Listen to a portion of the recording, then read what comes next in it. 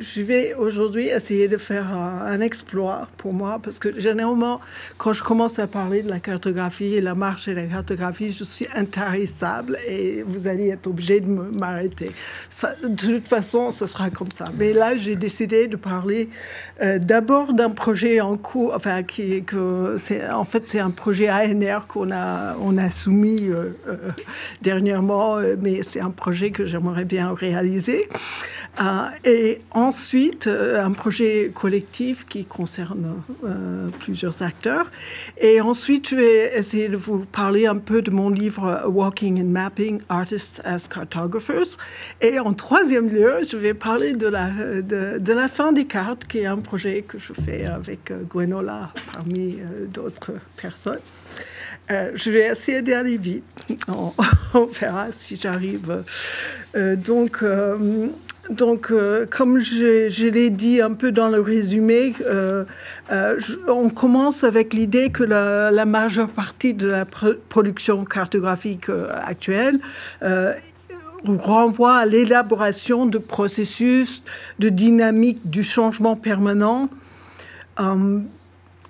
impliquant des données objets modulaires, des opérations automatisées et des constructions variables. Ces nouvelles cartes ne sont plus dessinées à la main, mais générées à la volée à partir d'informations géolocalisées, affichées sur des écrans mobiles ou transmises par des interfaces sonores ou proprioceptifs. Parfois, les utilisateurs sont invités à fournir des informations. Parfois, leurs données sont récoltées à leur insu par des robots pour être exploités par toutes sortes de Big Brothers contemporains.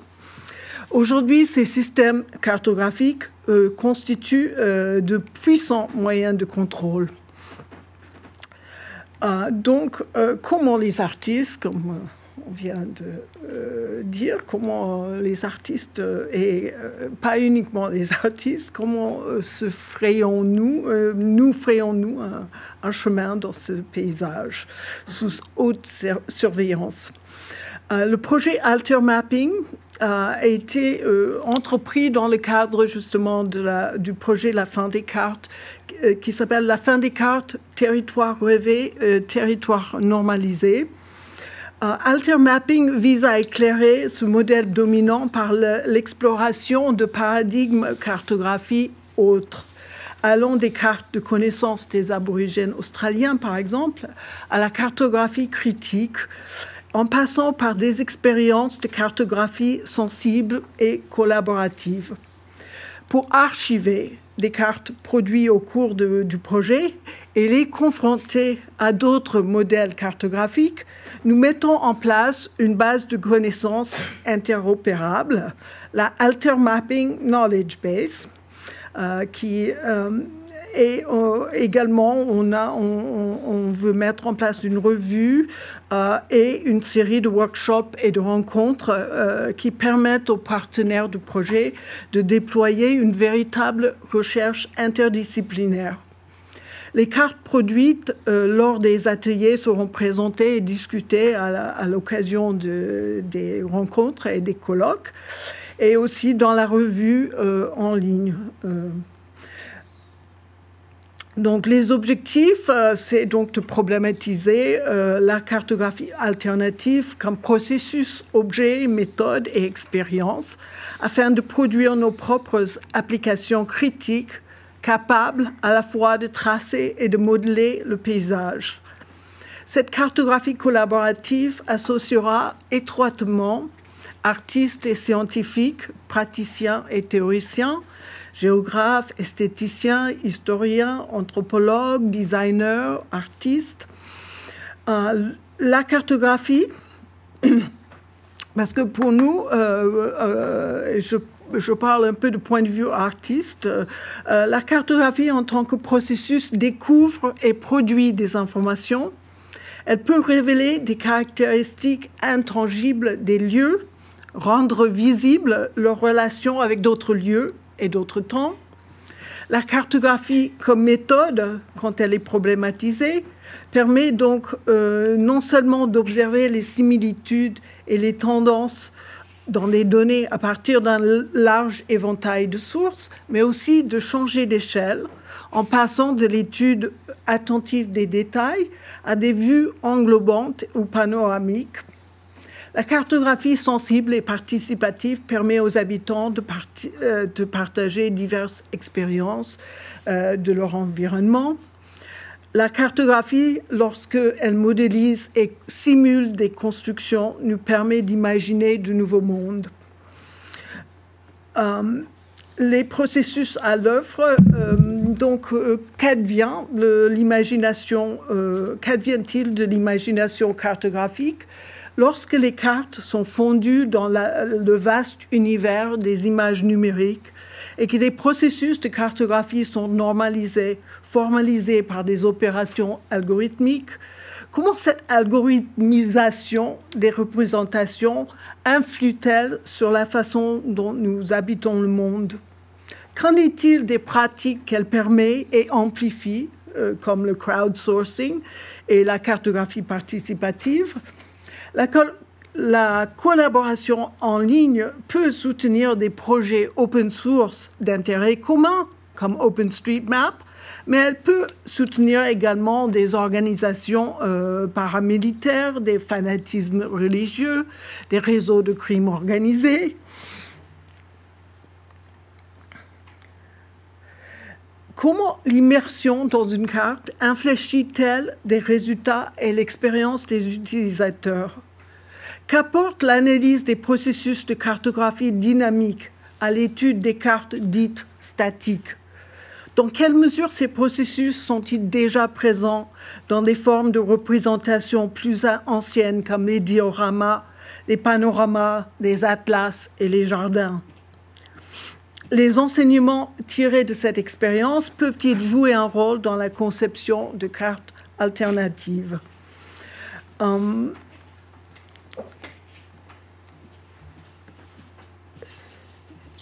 suis... Vous en êtes à... juste pour avoir une... Vous avez fait 7 minutes. OK. J'essaie de calibrer. Mais, il en reste 18. 18, OK. OK. Oui, donc, les visualisations, je ne sais pas... Donc, nous avons recueilli de la documentation sur des expériences récentes d'altercartographie et leur réception critique. Les visualisations de ces projets dans la base de connaissances Altermapping permettront de les situer dans des contextes signifiants et de les éclairer d'un jour nouveau. Comment ces projets ont-ils été conçus et mis en œuvre? Comment se sont-ils déroulés? Quelles traces ont-ils laissées?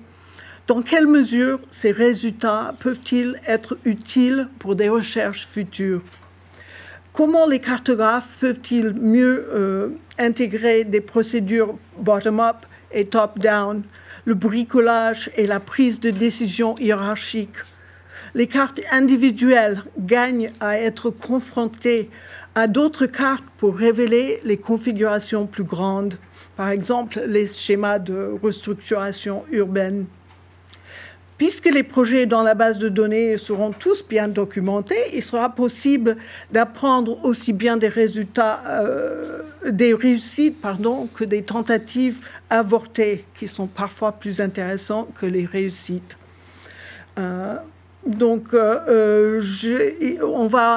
L'idée, c'est de développer donc les méthodes pour la cartographie générative qui permettra aux utilisateurs de documenter, cartographier et archiver des projets au fur et à mesure de leur réalisation, un peu comme on a vu tout à l'heure, de préparer des métadonnées exploitables pour organiser l'information d'une manière qui lui permette d'être accessible et utilisée plus facilement, en particulier par des personnes qui ne sont pas des archivistes professionnels.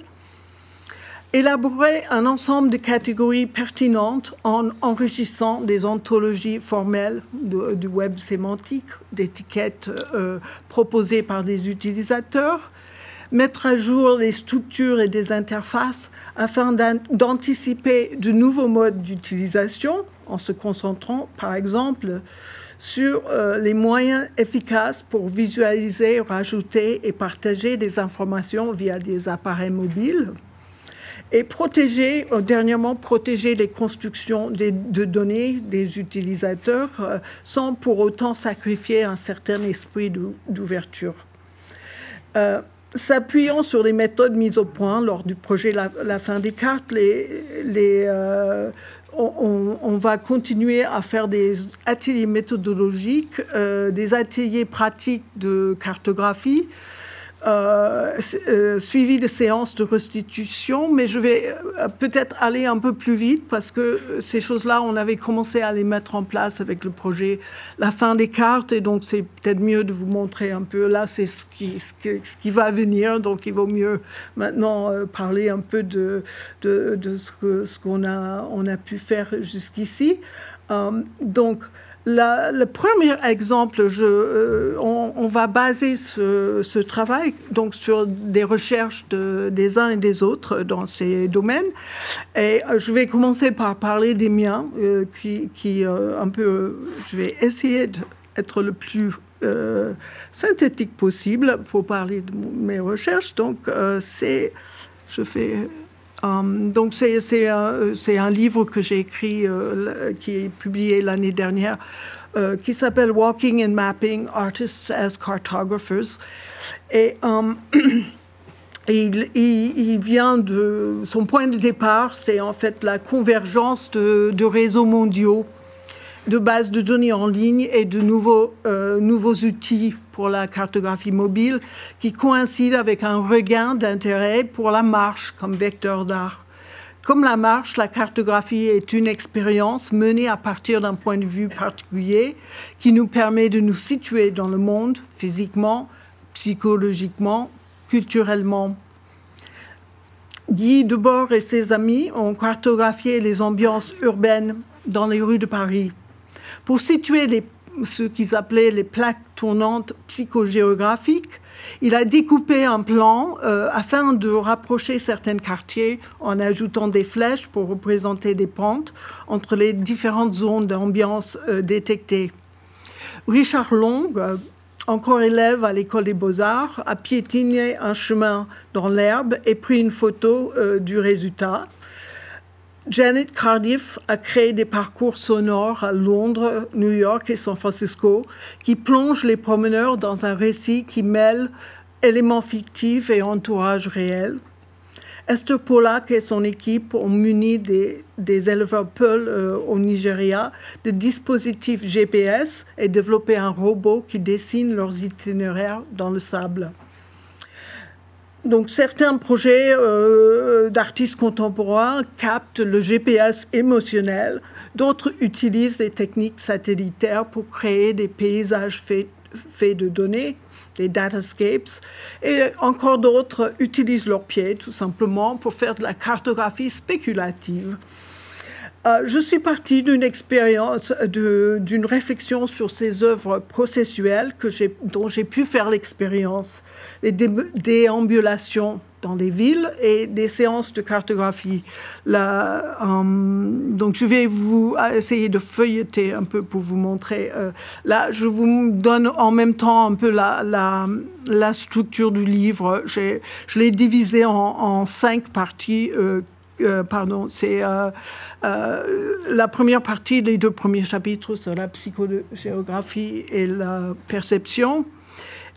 Et donc, c'était une première expérience avec Wilfried Houellebecq où on a marché dans un quartier de Orléans-la-Source en suivant un algorithme marqué sur une carte imprimée.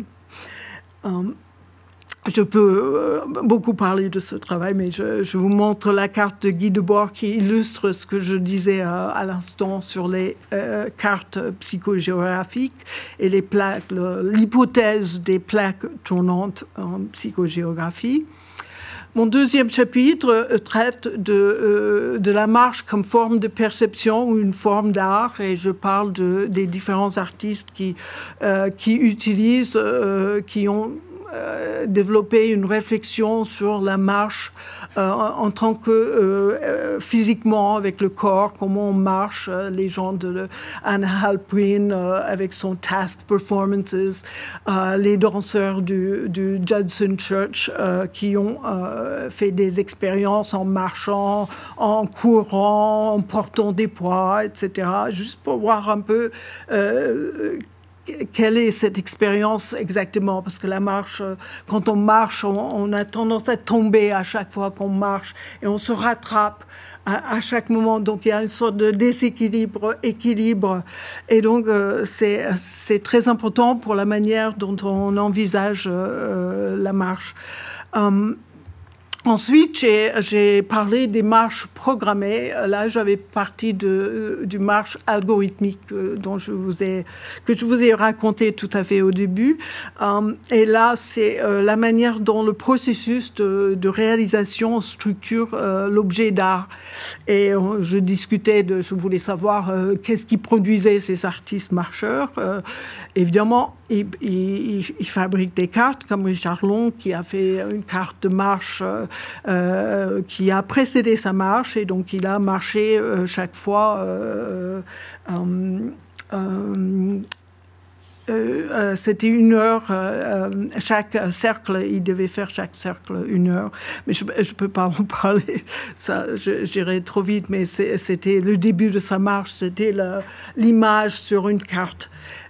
Ces marches-là, ils n'ont pas de carte. Ils commencent avec des instructions. Et là, l'exemple typique, c'est Vito Acconci qui suivait des piétons dans la ville de New York, et donc il ne savait pas où il allait. Il avait un protocole, des instructions, mais pas de carte. Ensuite, je me posais la question, les rapports entre la marche et la cartographie. Est-ce qu'ils se rencontrent quelque part ? Et donc, je pense qu'ils se rencontrent, par exemple, chez les aborigènes d'Australie, dans l'idée des songlines, les chants de piste, les dreaming tracks, en fait, des jukurpa. Et là, c'est une carte d'un des possibles chemins qui est à la fois physique dans l'espace réel et mythique, chanté, dessiné. Ça implique tout. C'est un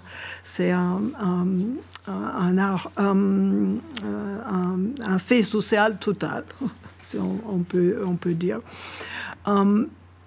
Ensuite, donc je me suis demandé ce qu'on faisait après pour laisser des traces des marches. Et donc il y a des traces physiques de la ligne faite en marchant de Richard Long ou de Francis Alice qui traîne derrière lui un pot de peinture. Mais il y a aussi des traces qui sont fabriquées à partir d'indications mathématiques. Et là, c'est Jeremy Wood, My Ghost. C'est 9 ans de trajet dans Londres avec un GPS. Donc, ensuite, je cherche... Ça marche plus. J'arrive pas à le faire avancer. Je sais pas si...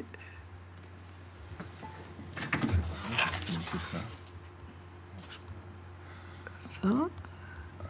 Oui, il se... Ouais. Ah, rien ne marche. Abandonner le plein écran. Essaye de mettre les chats. Ouais, je basculais entre les... Je vais là. Donc là, ça change. Ouais. C'est de l'autre côté maintenant. Qu'est-ce que tu veux dire Oui, je fais escape. F5, ouais, pour... Voilà, là, Okay. on peut les retrouver. Peut-être que c'est... Cliquez sur la prochaine slide.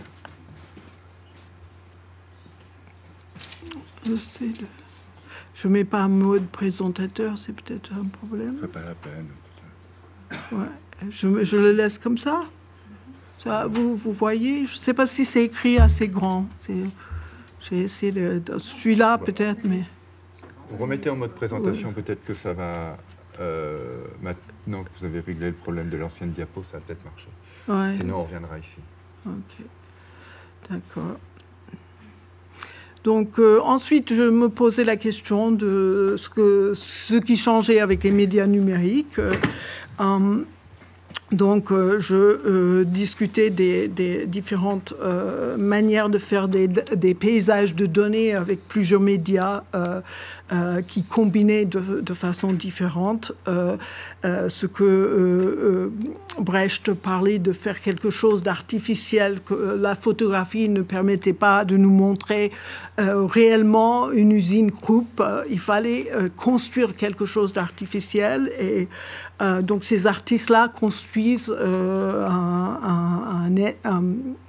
un type de paysage de données qui combine le temps et l'espace. Ensuite, c'est l'esthétique de la base de données. On a beaucoup parlé de ça en art, la manière dont les bases de données ont influencé notre façon de vivre, et là aussi comment on cartographie et qu'on peut utiliser les bases de données aussi dans un sens plus artistique. Là, c'est un travail de Joe Walsh qui montre un peu le fonctionnement de créer un objet à partir de là où elle est et le relier à des niveaux de plus en plus élevés. C'est un peu une cartographie bottom-up. Ensuite, la dernière partie, c'est donc la question que je posais au début, comment se ferait un chemin dans ce paysage-là. Et donc, une manière de le faire, c'est l'Institute of Applied Autonomy a fait ce petit logiciel tout simple sur Internet dans lequel on a repéré toutes les caméras de surveillance dans l'État à New York et ça vous permet de calculer une route en évitant d'être filmé par les caméras de surveillance. Ça montre. Et donc, je débarque sur le projet La fin des cartes qui a commencé donc l'année dernière et qui implique donc j'essaie de revenir sur mon travail.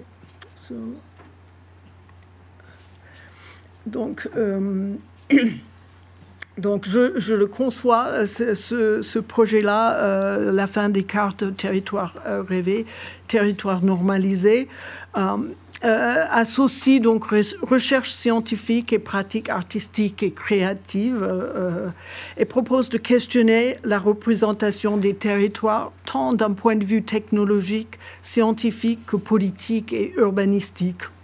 À travers le titre « La fin des cartes, territoire rêvé, territoire normalisé », il s'agit de mettre en tension des démarches subjectives et appropriatives que nous adoptons face au territoire que nous pratiquons et les outils toujours plus performants et inquisiteurs qui tendent à absorber ces représentations.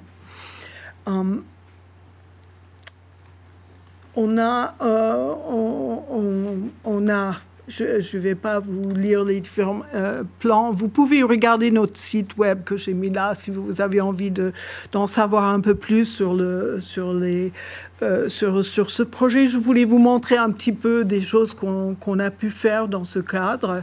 On a cherché certains des éléments, je l'ai dit au début, aussi en rapport avec Alter Mapping, parce que je conçois Alter Mapping comme une suite, mais une amplification de ce premier projet qui était un peu un projet d'essai.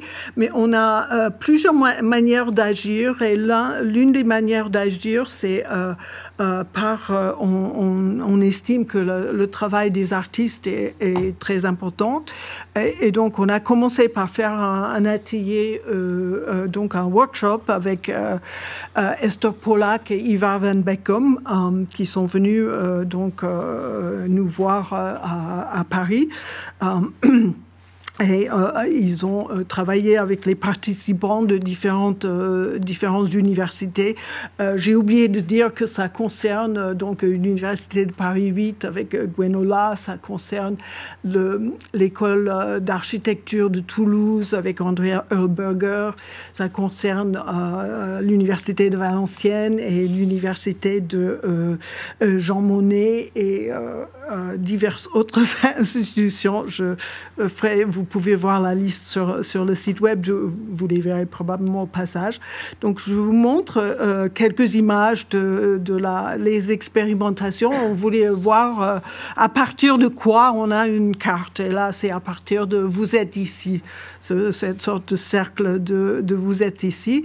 Esther Pollack avait fait un travail au Nigeria de comparer les routes laitiers, des distributions laitiers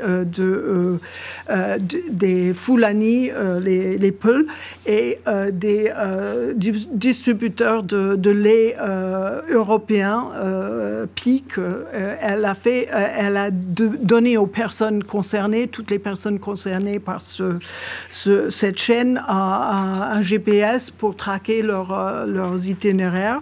Et après, elle leur a demandé de commenter leurs itinéraires. Elle a développé un robot pour montrer leurs traces dans le sable.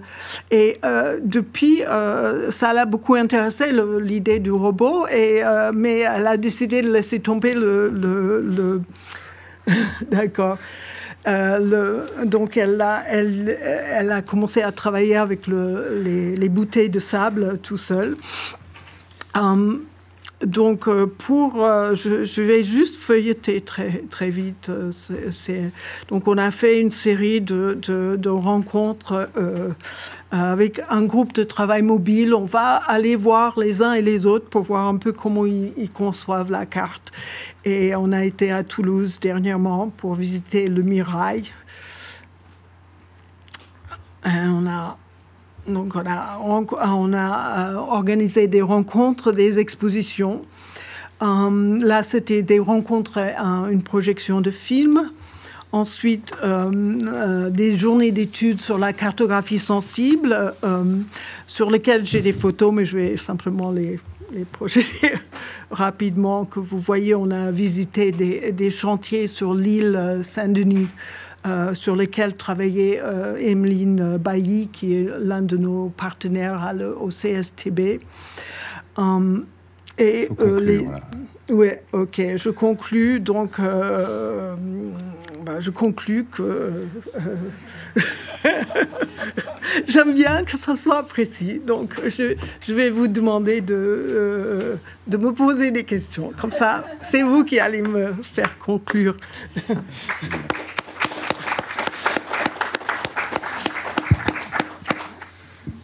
Le temps des questions.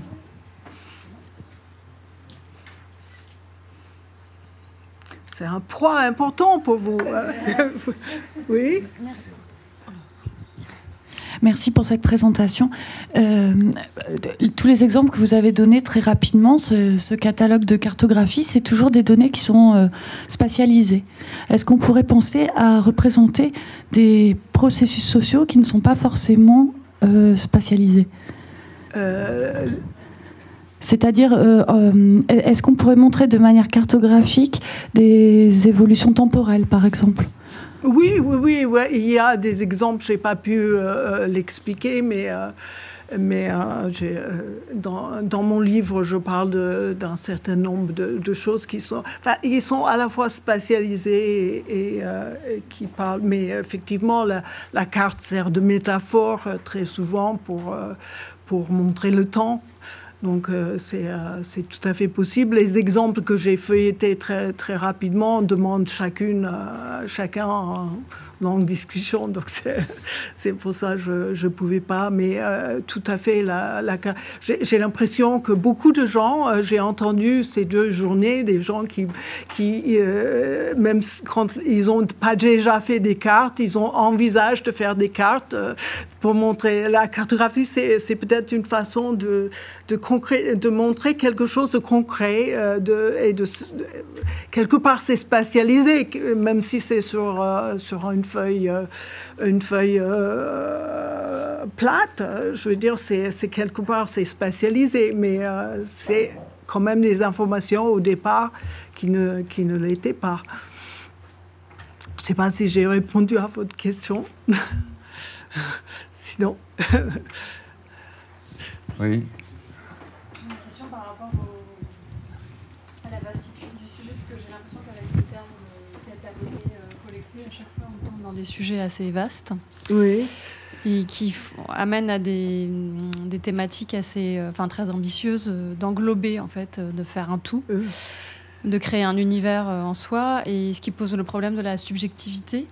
Je me demandais dans quelle mesure vous assumiez votre subjectivité de chercheuse, parce que vous êtes 4 chercheuses dans la direction du groupe de recherche. Et dans quelle mesure vous arriviez à délimiter les contours d'un sujet qui est quand même extrêmement vaste? Oui, pour délimiter, ce que j'aime dire, c'est qu'on peut commencer par en bas, par des petites expériences qu'on fait. Effectivement, notre subjectivité est très grande, mais ce qui est intéressant, c'est de confronter diverses subjectivités et de voir aussi, quand on a été à Toulouse, par exemple, de voir comment les architectes utilisent le plan d'une façon complètement... Nous, on n'imaginait pas, on les croyait assez proches de notre subjectivité, et c'était quand même assez différent. Mais ce qui me paraît le plus intéressant, c'est quand on commence... Donc, c'est pour ça que j'ai montré aussi quelques expériences qu'on avait faites, parce que on commence par nos propres expériences, mais on est en train de recueillir des informations. Moi, j'ai commencé à le faire en faisant le livre, et c'était tellement intéressant que je continue, et donc mais ça commence toujours par quelque chose, et après ça fait des relations. Mais tu as tout à fait raison de dire que c'est très très vaste. Ça déborde toujours, mais ça veut faire aussi des recoupements avec d'autres projets de recherche, parce que partout où j'y vais, je rencontre des gens qui ont un projet similaire, et on est tous assez ambitieux, on a envie tous de faire. Et donc je me dis, ensemble, on pourrait faire quelque chose qui fonctionnerait, qui pourrait fonctionner. Oui, Vincent. Pourquoi la fin des cartes, tout simplement? D'un côté, on se disait, est-ce que c'est la fin des cartes dans la mesure où on déplie de plus en plus rarement des grandes cartes pour trouver le chemin, on utilise notre portable, et Google Maps, quelque part, c'est pas une carte, on sent pas parce que la carte, ça vous permet de vous situer par rapport à d'autres choses, et Google, c'est trop précis, c'est trop localisé. Donc, c'est quelque part, on se disait, est-ce que ça sonne le glas pour les cartes? Et aussi, c'est parce que c'est des bases de données qui sont connectées à ces informations. Et c'est plus les cartes qu'on dessine, qu'on met des rapports entre... C'est calculé. Donc, cet aspect-là. Mais en même temps, on voulait interroger aussi les fins des cartes. Pourquoi les cartes? À quoi servent les cartes? Et est-ce qu'on a toujours besoin de cartes? En sachant qu'en latin, en italien, c'est la carte, c'est le papier. Donc, comment mettre sur papier, sur le plan, finalement. Effectivement, le support change littéralement, quoi. Oui, tout à fait. Mais on a pu faire des cartes. Là, les aborigènes font des rituels. Enfin, ils les peignent sur le corps, ils les mettent dans le sable. Je veux dire, c'est... Mais est-ce que c'est une carte? Oui. C'est une bonne question. Oui, on a tendance à les assimiler tous, mais s'il faut le papier pour que ça soit une carte, évidemment, c'est pas une carte. Je vais peut-être répondre à une question et vous en poser une. La première réponse, mademoiselle, c'est la cartographie des phénomènes sociaux. Ben, regardez Bourdieu et les analyses factorielles des correspondances. Vous voyez effectivement une spatialisation des rapports de pouvoir, de domination qui peuvent exister dans la société. Et du coup, ça pose effectivement la question de qu'est-ce que la carte. Je sais que Henri Desbois considère que il faut distinguer un plan d'une carte au sens où, pour lui, une carte, c'est une représentation planaire d'une chose qui ne l'est pas, c'est-à-dire la Terre. Et là, ça pose évidemment tout de suite toute une série de problèmes. Si je veux faire un plan ou un cadastre, ça va. Bon, je peux approximer, je ne sais pas, ce quartier de Saint-Étienne avec quelque chose de plat et je n'ai pas de problème de restitution. Et du coup,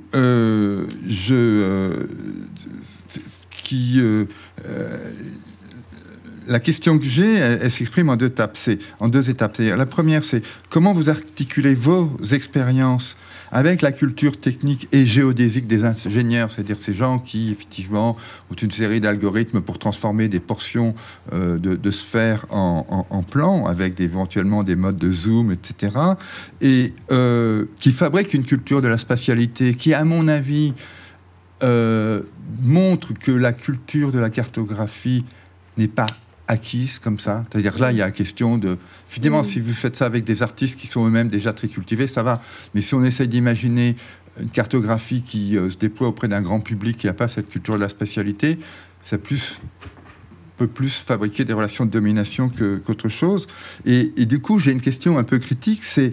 vous exprimez à un moment la fascination pour la base de données, le protocole, l'instruction, qui sont autant d'objets qui sont vraiment appropriés par les ingénieurs, plus que nous, pour créer le paysage sous haute surveillance. Mais comment, avec cette fascination que vous avez pour leurs objets, vous pouvez créer un discours critique qui s'émancipe ou qui nous donne les moyens de s'émanciper de ce paysage sous haute surveillance qu'ils fabriquent?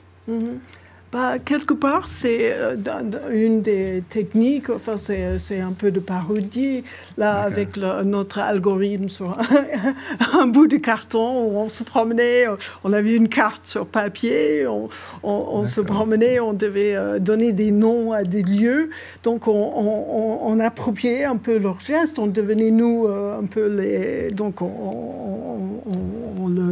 on le vivait. Il y a aussi la façon il vaut mieux comprendre ce qu'on combat aussi, quelque part. C'est pas on n'arrivera à rien si on ne comprend pas un peu les mécanismes. Donc souvent, les artistes cherchent à le rendre le plus simple possible, enfin, le plus... saisissable, de le rendre, de concrétiser, de montrer avec d'autres éléments ce qui se passe dans ces... Parce que sinon, on est un peu... on reste fasciné par ce que font les visualisations des données. Par exemple, ça peut donner lieu à une sorte de fascination béate, un peu comme devant les automates. On dit, mais comment ça... Alors, si on essaye de pénétrer par des moyens qui sont les nôtres, et qui sont... Certains artistes sont beaucoup plus... sont aussi des scientifiques et qui sont aussi des architectes. Donc, il y a aussi ça. Il y a des architectes comme Stoker qui font des marches urbaines. Leur architecture, c'est sous forme d'exploration urbaine. Donc, du coup, il s'approprie et puis il le renvoie à un public. Et le public, je pense, peut mieux comprendre à travers ce type. Parce qu'il y a aussi l'effet de participation. Il y a il y a certains artistes qui font des marches et qui nous montrent quelque chose, mais il y a aussi beaucoup d'artistes qui font des workshops, qui font des œuvres qui font intervenir le public. Mais c'est pas non plus seulement pour expliquer ce que font les scientifiques, c'est plus pour creuser un peu plus loin, c'est pas... Oui, parce que ça c'est souvent ce qu'on dit aux artistes qui travaillent avec des scientifiques, c'est qu'ils sont là pour illustrer Et je pense que c'est pas du tout ça.